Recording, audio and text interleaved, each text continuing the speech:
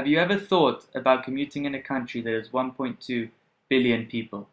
Cities such as New Delhi and Mumbai are famous for their incredibly dangerous roads. Cars navigate at high speeds through the congested roads, which are not only populated by people, but also by farm animals.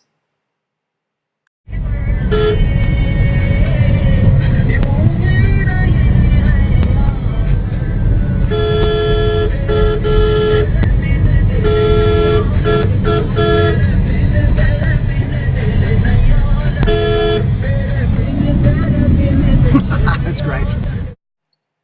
To exacerbate these dire conditions, families of 4 or 5, with only one helmet between them, are often forced to pile onto a scooter to get from A to B through lack of safer options within their budget constraint. Putting these two conditions together increases the risk of accidents like this.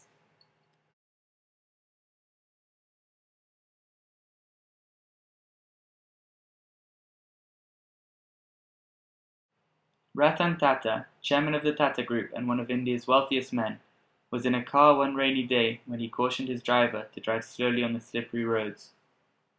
Moments later, a family on a scooter passes the car, loses control, and Tata recalls the scooter sliding one way and the family members tumbling in all directions.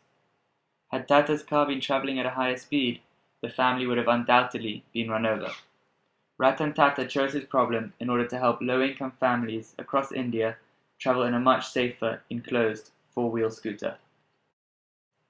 Tata Group is an enormous multinational conglomerate that has subsidiaries in 7 business sectors, including engineering, energy, and consumer products. Tata Motors, which was founded in 1945 and which now owns famous car makes such as Jaguar Land Rover, is a successful subsidiary of Tata Group.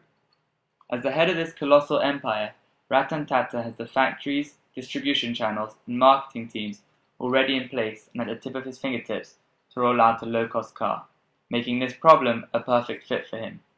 In addition, his intricate knowledge of the global motor industry places him in a unique position to analyze the potential of such a vehicle. Ratan Tata is not only a very successful businessman, but also an incredibly generous philanthropist. He saw value in the Nano from both of these perspectives. Ratan Tata saw the Tata Nano as an extremely attractive investment.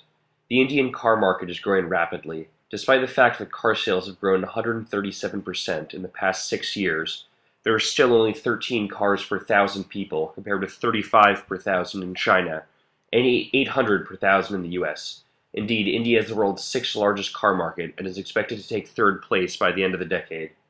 Ratan is certainly well aware of the potential for profit in the Indian car market, as he has run one of the largest auto manufacturers in India for decades. Ratan saw a huge potential generation of value in the advances he could make in the efficiency of car production. Every measure was taken to cut costs of the Nano. For example, a ribbed roof was used that allowed thinner steel to be installed, and only one wing mirror was put in the car. Tata was able to make the car so cheaply because it completely redesigned the automobile when it built the Nano. It started by looking at everything from scratch, applying what analysts have termed Gandhian engineering, deep frugality with a willingness to challenge conventional wisdom. Indeed, a lot of features that Western consumers take for granted, air conditioning, power brakes, radios, are missing from the Tata Nano. Ratan Tata, the philanthropist, saw a huge amount of value that he could give back to Indian society by decreasing deaths from road accidents.